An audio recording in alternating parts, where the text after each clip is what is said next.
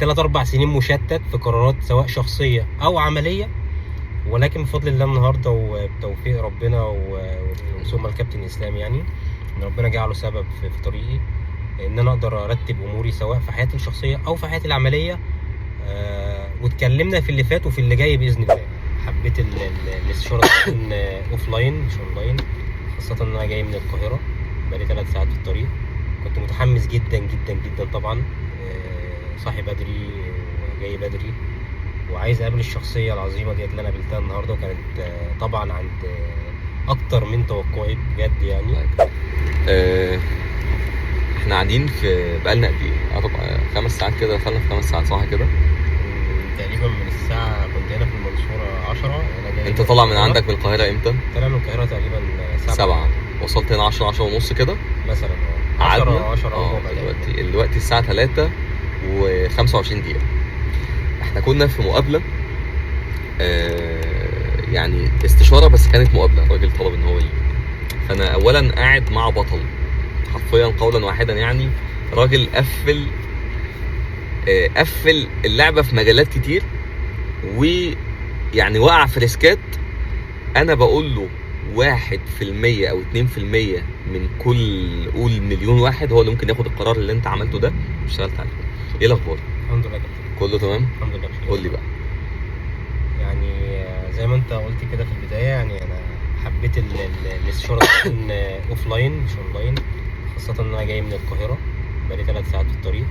كنت متحمس جدا جدا جدا طبعا، صاحي بدري وجاي بدري وعايز اقابل الشخصيه العظيمه ديت اللي انا قابلتها النهارده، وكانت طبعا عند اكتر من توقعي بجد يعني. واحنا قاعدين بقالنا تقريبا 5 ساعات، والله بجد يعني حاسس ان هما مش يعني اقل من ربع ساعه، ان انا لسه عايز اكمل تاني. يعني انا كنت مفتقد اخ كبير في حياتي وحاسس ان انا لقيته. الكابتن اسلام طبعا مش شخصيه عاديه بصراحه، راجل خبره في كل حاجه في الحياه، تقدر تتكلم معاه باريحيه كبيره جدا، اكنه حد تعرفه، حد ابن بلد قوي.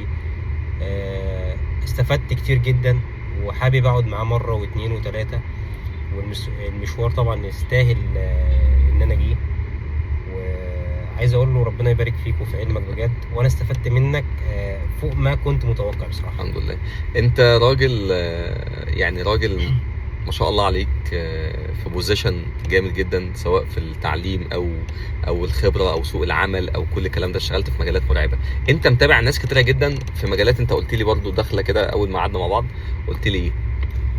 يعني والله انا متابع ناس كتير جدا، وعندي ناس اصدقاء في مجالات كتيره جدا، وناس مشهوره جدا على السوشيال ميديا، ومستوردين وناس تقيله، يعني مش عايزين نقول، وناس في دكاتره منهم، وناس واخده ماستر ودرجات علميه كبيره جدا، وعندهم شركات برضو في الحياه العمليه، وناس ناجحه جدا جدا جدا. ولكن انا فضلت اجي المنصوره واجي الكابتن اسلام من سفر وقابله هو شخصيا، نقعد معاه المده دي. ان الراجل يعني ميكس يعني ايه؟ يعني هو مش بيكلم، مش بتقدر تتكلم معاه في البيزنس بس، او تتكلم معاه في التغذيه والتدريب بس، او تتكلم معاه في التربيه او الاولاد بس، او تتكلم معاه في حياتك الشخصيه بس. لا، ممكن تتكلم معاه في كل حاجه. يعني اي حاجه تخطر في بالك هو مر بيها وعنده خلفيه بيها كبيره وهيقدر يفيدك فيها. قليل قوي لما تلاقي حد ميكس على السوشيال ميديا.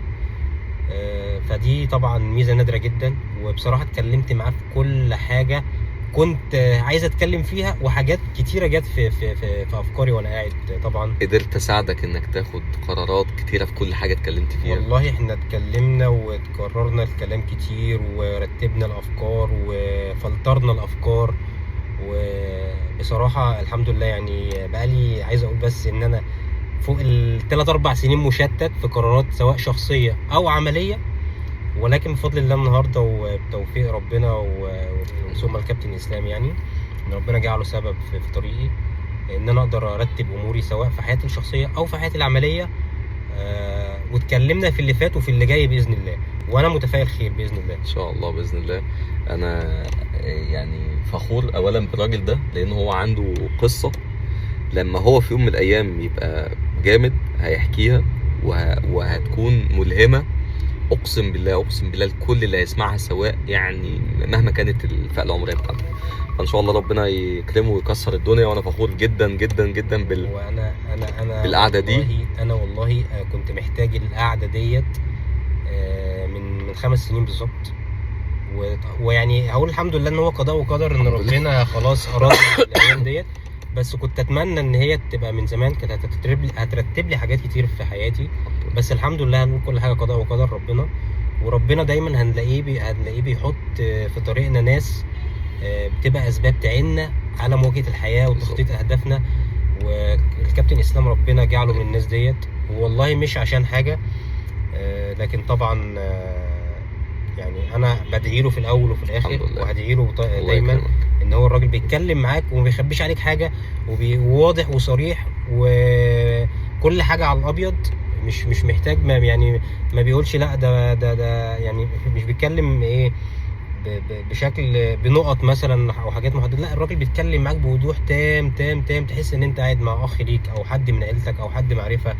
يعني شخصيه جميله في حياتنا، من الناس القليله قوي اللي نقدر نتعرف عليها. الله يكرمك وربنا يبارك فيك وفي علمك يا كوتش. حبيبي كبير، وان شاء الله ربنا يكرمك في اللي جاي. ويعني انا متفائل بيه خير، لان اللي جاي بالنسبه لك اسهل بكتير. باذن الله. بالله. ربنا يبارك فيك يا كوتش. السلام عليكم. الله يبارك